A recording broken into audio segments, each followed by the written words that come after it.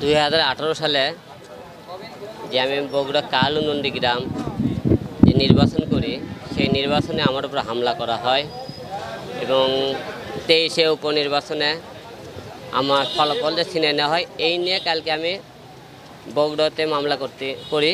সেখানে আমার প্রধান আসামি ছিল ওবায়দুল কাদের, নির্বাচন কমিশনার আবুল বাশার আউল, তানসেন এবং রানা।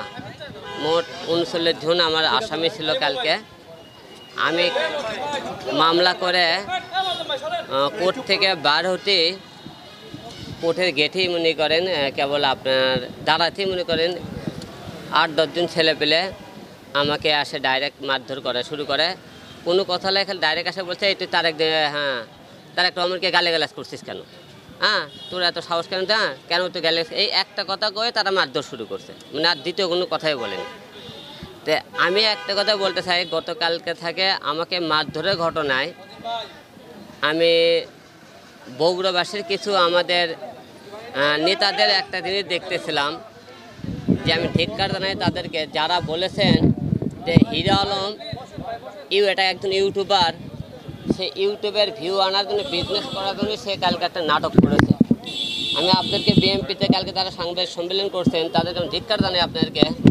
রাজনীতি ঠিক আছে, রাজনীতি মানে লাশের খেলা। তাই বলে এই লাশের খেলা না যে আপনারা কালকে যে মারের ঘটনাটা দেখেছেন, এই মারের ঘটনাটা আপনারা ইউটিউবের বিজনেস মনে করেছেন। একদিন মনে করেন যে আপনাদেরও কিন্তু রাজপথে একদিন পিটাইছে, যারা আজকে আমার বিরুদ্ধে কালকে বক্তব্যগুলো দিয়েছেন।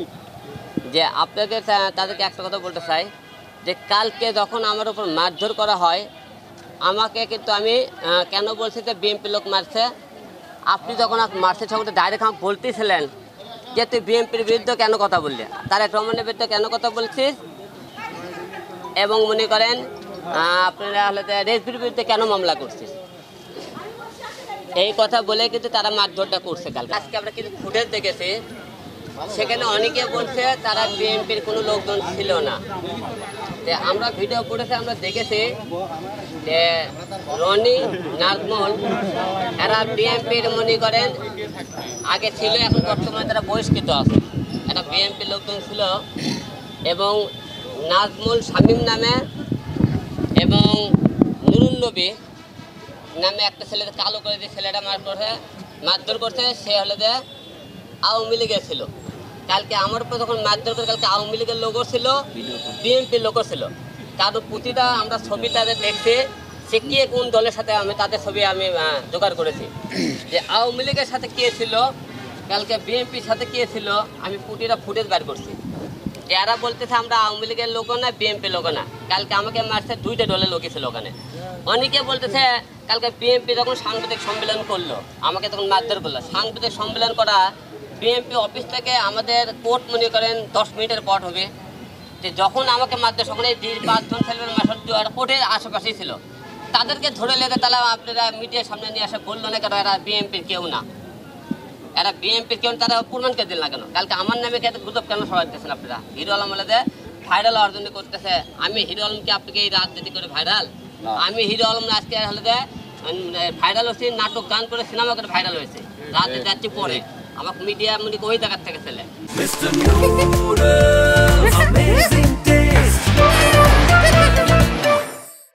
বগুড়াতে কালকে আমি আন্দোলন করছি। কালকে কার জন্য আন্দোলন করতেছি? আমি আওয়ামী লীগ স্বৈরাচারের বিরুদ্ধে আন্দোলন করতেছি। কালকে আন্দোলন কার বিরুদ্ধে করছে? আমি তো বিএনপির কারোর বিরুদ্ধে কালকে মামলা করিনি। আমি আওয়ামী লীগ স্বৈরাচার আমাদের উপর যে অত্যাচার জুলুম করেছে, আমরা কিন্তু তার বিরুদ্ধে কালকে আমরা মামলা করেছি। তাহলে আমরা অন্যের প্রতি এই যে যারা কালকে আমাকে মারধর করছে, আপনারা একটা লোকের ছাত্র আন্দোলনের ফুটেজ দেখাতে পারবেন? আমরা ছাত্র আন্দোলনের সামনে ছিলাম। এই ছাত্র আন্দোলনে আমরা ঢাকা কি করছে, আপনার ঢাকা বাংলাদেশের মিডিয়াতে ফুটেজ দেখেন, আমরা মাঠে ছিলাম। তো অনেকে অনেক রকম কথাবার্তা আজকে মনে করেন দেশ স্বাধীন হয়ে গেছে, তারা মনে করেন অনেকেই বলতেছে আমরা স্বাধীন করেছি। কিন্তু আমরা একটা লজ্জা বিষয় আজকে আপনার কাছে এই জন্য দেখা যে কালকে আমাকে আওয়ামী লীগের লোকও মেরেছে, বিএনপির লোকও মেরেছে। মারার কারণ হলো দুইটা। এটাও কি লেখে আমাকে আপনি বলছে তোমাকে আওয়ামী লীগের লোক মারে কেন, বিএনপির লোক কেন মারে? আওয়ামী লীগের লোক কালকে আমি দেখছেন তাদের মামলা করতেছে, তাদের মনে করেন অনেক লোকজন উস্কে নিয়েছে। কালকে মারাটা কিন্তু একটা উস্কনিমূলক, একজন উস্কে দিছে আমাকে মারার জন্যে। বিআইডির মধ্যে বিএমপি লোক উস্কে দিছে, মনে করেন এর লোক উস্কে দেয়। বিএমপি লোক উস্কে দিয়েছে কিরকম, কষে তুমি হলে রেউল করে মামলা করেছিল, ওকে ধর, এই যে একটা উস্কনি মনে মানে। আওয়ামী লীগের লোক উস্কে দিছে, সে আওয়ামী লীগের লোকের বিরুদ্ধে কেন সে মামলা করতেছে। এই দুইটা কারণটা ছিল কালকে মূল মারার কারণ।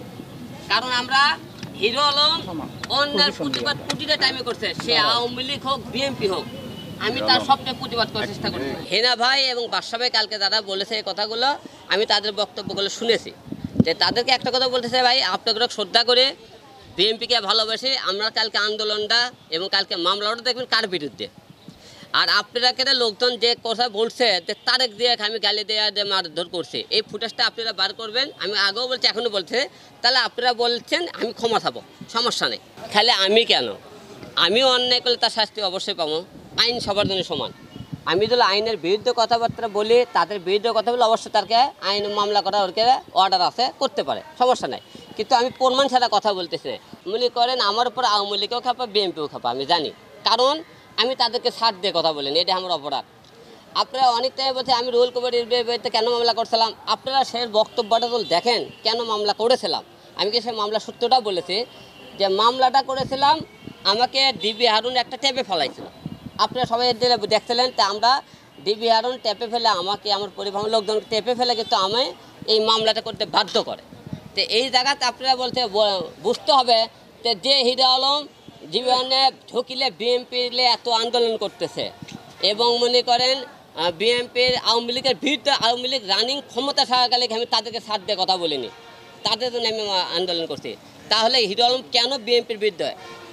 সেদিনকে ডিবি আরমের এবং তাদের একটা মন্তব্য ছিল, সেই টাইমে বিএনপি যারা বড় বড় সিনিয়র নেতা আছে তাদের বিরুদ্ধে মামলা দিয়ে দেশে একটা অরাজক লাগানোর জন্য, যে তাদের অল্টিমেট অরাজক লাগে থাকতে হলে আমাকে মতো লোক দিয়ে একটা মামলা দিয়ে রাখার জন্য, এটা আমাদের তাদেরকে টেপে ফেলে ব্যবহার করছে। তাহলে আমার কথা বাদ দেন কেন? এইরকম অদর্শ বিএনপির লোক আওয়ামী লীগের কথা করছে।